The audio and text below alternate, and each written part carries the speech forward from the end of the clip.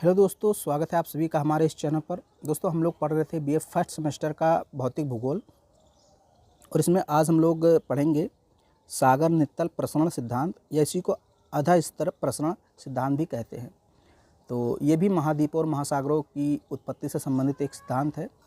पिछले वीडियो में हम लोग संवहन धाराओं के बारे में पढ़े थे कि संवहन धारा सिद्धांत क्या है और उनका क्या काम होता है, वे कैसे प्लेटों को आपस में तोड़ती फूड़ती हैं, कैसे तनाव बल प्लेटों को दो अलग भागों में बांट देता है और कैसे दबाव मूलक बल जो होता है यानी कि अभिसारी संवहन धाराएं कैसे प्लेटों को आपस में लड़ा करके मोड़दार पर्वत बनाती हैं। तो ये सारी चीज़ें हम लोगों ने पढ़ ली हैं, उसी पर आधारित ये सिद्धांत है। यानी अगर संवहन धारा सिद्धांत अगर आपने पढ़ा है सही से, पिछला वाला वीडियो देखा है, तो आपको आज का ये पूरा का पूरा सिद्धांत समझ में आ जाएगा। बहुत ही आसान है। तो चलिए हम लोग देखते हैं। अब देखिए, पहले मैं इसका अर्थ समझा दूँ। सागर मतलब महासागर, समुद्र। नितल का मतलब समुद्र के नीचे का तल, समुद्र के नीचे का तल। ओके, मान लीजिए समुद्र है तो इसके नीचे वाला भाग उसको बोलते हैं नितल। उसका प्रसरण यानी उसका प्रसार हो रहा है, कैसे हो रहा है, यही हम लोग को पढ़ना है। तो आई होप आपको समझ में आ गया होगा कि जो सागर है, महासागर, उसके तल का यानी कि निचली सतह का प्रसरण कैसे हो रहा है, इसी को हम लोग को पढ़ना है। प्रसरण मतलब प्रसार, विस्तार। सागर नित्तल प्रसरण संकल्पना के अनुसार देखिए, अपसारी संवहन धाराएं, ये मैंने आपको पढ़ाया। अपसारी का मतलब दूर दूर, यानी दो संवहन धाराएं एक दूसरे से दूर जा रही हैं तो वहाँ अपसारी संवहन बल लगेगा, ये मैंने आपको बता दिया है। तो अपसारी संवहन धाराओं के कारण उत्पन्न तनाव शक्तियों के अधीन महासागर या सागर के नित्तल मतलब तली में भ्रंश फॉल्ट का निर्माण होता है।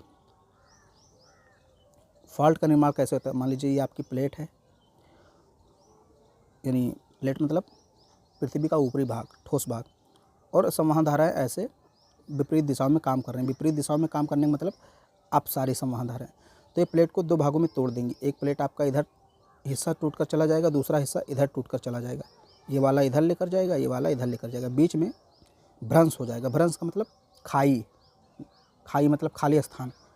तो यहाँ से मैग्मा निकलेगा और मैग्मा निकल कर ऐसे ठोस होकर जम जाएगा।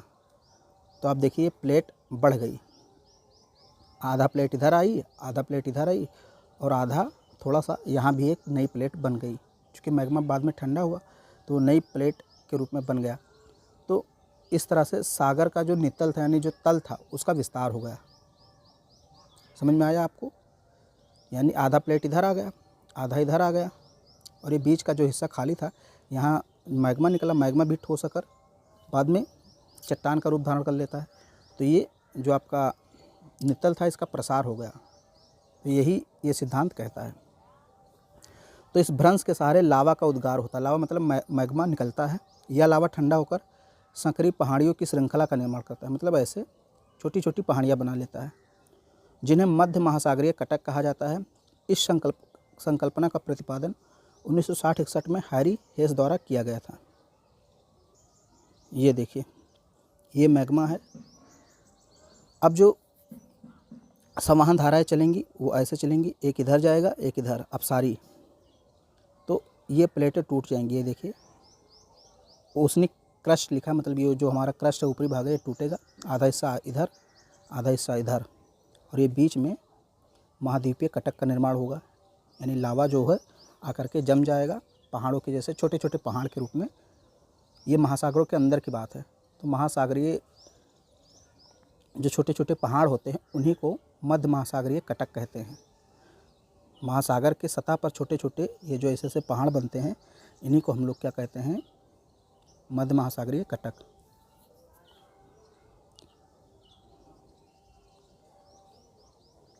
अब कुछ पॉइंट हैं जो आपको ध्यान में रखना है यहाँ पर। जैसे मध्य महासागरीय कटकों के मध्य भाग से समान दूरी पर स्थित चट्टानें संरचना आयु व गुणों में समान होती हैं।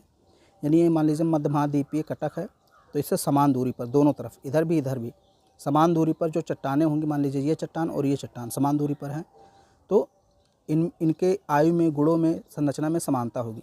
मान लीजिए लोहे और निकल की बनी है तो ये भी लोहे और निकल की बनी होंगी। मान लीजिए चट्टानें नई हैं तो ये भी नई होंगी। यानी कि मध्य से लेकर समान दूरी पर चट्टानें एक समान होंगी। मध्य महासागरीय कटक के समीप नवीन चट्टानें पाई जाती हैं। ये मध्य महासागरीय कटक है तो इसके समीप यानी इसके नज़दीक नवीन चट्टानें पाई जाएंगी, क्योंकि ज्वालामुखी उद्गार होता रहता है, मैग्मा निकलता रहता है, तो मैग्मा निकलेगा तो नई चट्टानें बनेंगी। और जो दूर जाते जाएंगे, ऐसे दूर जाते जाएंगे तो पुरानी चट्टानें पाई जाएंगी, यानी कि दूरी बढ़ने के साथ चट्टानों की आयु में वृद्धि होती चली जाएगी। मध्य महासागरीय कटक के समीप समान चुंबकीय ध्रुवण पाया जाता है। फिर है महासागरीय भूपृष्ठ की चट्टानें महाद्वीपीय चट्टानों की तुलना में नवीन हैं। जो महासागर की अंदर की चट्टानें होती हैं वो नई हैं और महाद्वीपों की पुरानी हैं, क्योंकि महासागरों में हमेशा उद्गार होता रहता है। ज़्यादातर ज्वालामुखी और भूकंप ये सब कहाँ आते हैं? महासागरीय क्षेत्रों में, क्योंकि वहाँ पे प्लेटें जो होती हैं पतली होती हैं। मैं आपको आगे बताऊँगा कि महासागरीय प्लेट जो होती हैं वो अधिक नवीन होती हैं। क्यों? क्योंकि वो प्लेटें पतली होती हैं। महासागर की प्लेट पतली होती है तो टूट जाती हैं जल्दी, और महाद्वीप की जो प्लेटें होती हैं मोटी होती हैं तो टूट नहीं पाती हैं। तो नई चट्टान का निर्माण बहुत कम ही होता है महाद्वीपों में, जबकि महासागरीय प्लेट टूटती रहती तो नई चट्टानें बनती रहती हैं। गहरी गर्तों खाइयों में भूकंप मूल अधिक गहराई में पाए जाते हैं, जबकि मध्य महासागरीय कटक क्षेत्र में कम गहराई में। यानी कि जहाँ पे कटक बनते हैं वहाँ पर भूकंप का जो मूल है, केंद्र है, वो अधिक गहराई में नहीं पाया जाएगा, बहुत कम गहराई में ही पाया जाता है। हैरी हैस महोदय ने प्रतिपादित किया कि मध्य महासागरीय कटक मेंटल से उठने वाली संवहन धाराओं के ऊपर स्थित है। मैंने आपको बताया था मेंटल क्या है, पिछले वीडियो में भी बताया था। मेंटल का निचला हिस्सा जो है वहाँ पे रेडियो एक्टिव तत्व पाए जाते हैं, गर्म गलित पदार्थ पाए जाते हैं, और जब उनमें जल का मिश्रण होता है तो एक गैस का रूप धारण करते हैं, गैस बनते हैं, भाप बनता है जिसको आप वाष्प भी कहते हैं। वो ऊपर की चट्टानों को तोड़ने का प्रयास करते हैं। मध्य महासागरीय कटकों के शीर्ष पर लगातार ज्वालामुखी उद्भेदन से महासागरीय भूपृष्ठ में विभेदन होता है। विभेदन का मतलब अलगाव, प्लेटें मतलब टूट जाती हैं, विभेदन हो जाता है, और नया लावा दरार को भरकर महासागरीय भूपृष्ठ को दो विपरीत दिशाओं में धक्का दे रहा है। इस प्रकार महासागरीय नित्तल का विस्तार हो रहा है। तो ये मान लीजिए प्लेट है आपकी, और मेंटल से संवहन धाराएँ ऐसे उठती हैं। संवहन धाराएँ मतलब संवहन धाराएँ क्या है? मैग्मा, एक प्रकार से मैग्मा ही है। ये मैग्मा ऐसे उठता है तो ये प्लेटों को दो हिस्सों में तोड़ देता है, एक इधर चला जाएगा और एक इधर, और बीच का हिस्सा खाली हो जाएगा। इसमें मैग्मा ऐसे निकलेगा। मैग्मा बाद में ठोस होकर चट्टान का रूप धारण कर लेगा। तो ये आपका जो सागर है, इसका जो नित्तल है यानी सतह है निचला वाला, इसका प्रसार होगा। इसी को महासागरीय नित्तल का विस्तार या प्रसरण कहते हैं।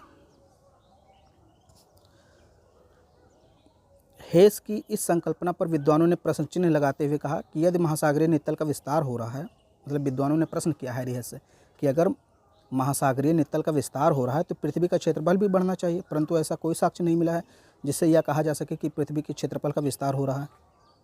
मतलब विद्वानों ने इनसे पूछा कि भाई अगर आप कह रहे हैं कि नई चट्टानें बनती रहती हैं महासागरों में, तो नई चट्टानें बनती हैं तो पृथ्वी का क्षेत्रफल बढ़ जाना चाहिए, लेकिन ऐसा नहीं हो रहा। तो हैरी हेस महोदय ने बताया कि जितनी मात्रा में नई महासागरीय भूपृष्ठ का निर्माण होता है उतनी ही मात्रा में पुरानी महासागरीय भूपृष्ठ महाद्वीपों के नीचे क्षेपित होकर नष्ट भी होती हैं। इस प्रकार पृथ्वी का क्षेत्रफल नियत बना रहता है। नियत मतलब वही सेम टू सेम बना रहता है। यानी एक जगह प्लेटें बन रही हैं तो दूसरी जगह टूट भी रही हैं। मैंने बताया था दो प्रकार की संवहन धाराएँ होती हैं, एक अभिसारी यानी कि मिलती हैं, और एक दूर जाती हैं ऐसे। तो जो दूर संवहन धाराएँ जाती हैं एक दूसरे से, जिसको अपसारी संवहन धाराएँ कहते हैं, वो प्लेटों को तोड़ती हैं। तो नई प्लेटें ऐसे बीच में मैग्मा के द्वारा निर्मित हो जाती हैं। तो ये रचनात्मक प्लेट का निर्माण करती हैं, यानी प्लेटें बनती हैं, रचना होती है। और ये जो अभिसारी संवहन धाराएँ ये प्लेटों को लड़ाती हैं, तोड़ती फोड़ती हैं। तो एक प्लेट अंदर घुस जाती है, मान लीजिए ये एक प्लेट है, ये एक प्लेट है, और एक संवहन धारा इधर से आई, एक इधर आई। तो एक प्लेट जब लड़ेगी दूसरी से तो एक अंदर हो जाएगी और एक बाहर रह जाएगी, और यहाँ पर पर्वत का निर्माण हो जाएगा। ये मैं आपको आगे बताऊँगा। तो एक जगह प्लेटें बन रही है, दूसरी जगह देखिए टूट रही है। अब ये जो टूटा हुआ हिस्सा ये पिघल जाएगा और मैग्मा बन जाएगा। समझे आप? मतलब एक जगह प्लेटें बन रहा है और दूसरी जगह टूट रहा है। लड़ती हैं तो एक प्लेट ऐसे छेपित हो जाती है और एक प्लेट ऐसे मुड़ करके पर्वत का निर्माण करता है। तो ये जो अंदर घुस गया प्लेट, ये पिघल करके मैग्मा का निर्माण करता है। तो इसीलिए पृथ्वी का क्षेत्रफल हमेशा समान रहता है, क्योंकि एक जगह प्लेटें बनती हैं, दूसरी जगह नष्ट होती रहती हैं। यही चीज़ हैरी हेस ने बताया।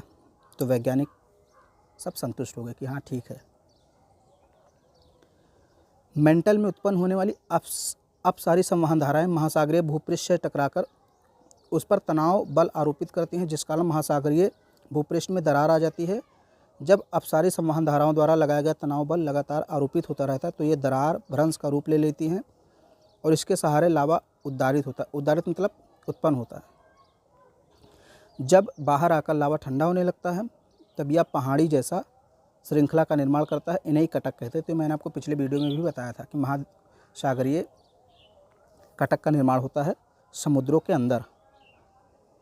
ये प्लेट हैं, तो इस पर जब संवहन धाराएं ऐसे काम करती हैं तो ये दो भागों में टूट जाता है। एक भाग इधर चला गया, एक भाग इधर, तो बीच वाला खाली हो जाता है। इसमें लावा निकलता है। ऐसे लावा ठोस होकर चट्टान का रूप धारण कर लेता है, ठंडा हो जाता है। यहाँ पे आप थोड़ा देख सकते हैं, ये देखिए, ये स्थलमंडल है और ये महासागरीय पटल है। एक इधर जा रहा है, एक इधर जा रहा है, तो ये टूट रहा है। और बीच में यहाँ देखिए लावा निकल रहा है ऐसे ऐसे ऐसे ऐसे। तो ये देखिए यहाँ का जो भाग है थोड़ा सा उठा हुआ है, इसी को महासागरीय विस्तारित कटक कहते हैं। कटक मतलब रिज इंग्लिश में बोलते हैं। ये देखिए छोटे छोटे पहाड़ महासागरों के अंदर निर्मित हैं। ये देखिए अपसारी प्लेट, अपसारी का मतलब दूर जाते हुए, एक इधर जा रहा है एक इधर, और बीच में छोटे छोटे पहाड़ ऐसे ऐसे निर्मित हो गए हैं। तो ये आपका जो था सागर नित्तल प्रसरण सिद्धांत, ये भी कंप्लीट हुआ। अब आगे हम लोग को एक बहुत ही महत्वपूर्ण सिद्धांत पढ़ना है, प्लेट टेक्टोनिक थ्योरी। बहुत ही इंपॉर्टेंट है, बहुत सारे क्वेश्चन उस वहाँ से पूछे जाते हैं। तो उसको हम लोग अगले वीडियो में कवर करेंगे। थोड़ा सा बड़ा है, उसको 2-3 वीडियो में हम लोग कवर करेंगे धीरे धीरे। बहुत सारे उसमें कॉन्सेप्ट हैं। जितना भी अभी तक आपने सिद्धांत पढ़ा है उन सभी का निचोड़ है एक प्रकार से, यानी सभी सिद्धांतों को मिलाकर वो सिद्धांत तैयार किया गया है। तो उसको हम लोग पढ़ेंगे। वीडियो पसंद आए तो उसको लाइक शेयर सब्सक्राइब जरूर करें।